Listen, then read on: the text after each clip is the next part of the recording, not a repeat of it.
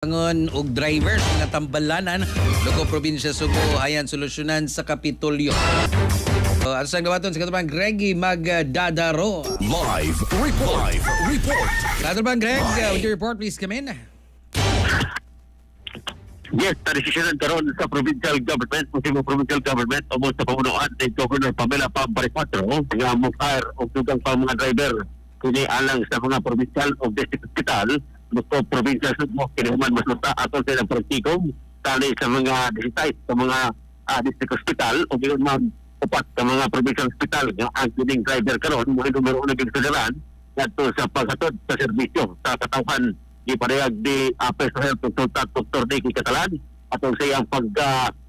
interview ngadto sa mga nagkariya sa hospital nga sagad sa mga driver nga mismo sa probinsya Subo, partikular na mga tambalanan kuwang nining mga tungura na sayran nga ang provincial hospital adunay upat ngadto sa 5 ka mga driver samtang ang district hospital adunay 3 ka mga driver butang nga kung galing magsunod giyon man mudungan ang kini mga pasyente nga ngayon ni hatod dito mismo sa uban ng mga tambalanan o partikular na district by Subo mag-distribute sila pag-cater kalabot ni ini isip solusyon kalabot ni ini ang ato ang Subo provincial government ni Mutyag nga ang matag tambalanan ilang gitagaan karong kahinan nga makasubiter og report ngadto sa ilang buhatan sa provincial office aron mag-hire og bag-ong driver. Sa atong mga katropa diha nga nagkalubog og sanap ang pananaw ilang kanunay og bisan kasok kay kaptol subitan kay kini kompleto sa mga phytonutrients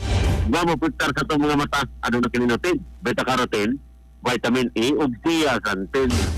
alang sa Pilipino para sa Pilipinas kini katropa Greggy Magdadaro XFM News. Live report.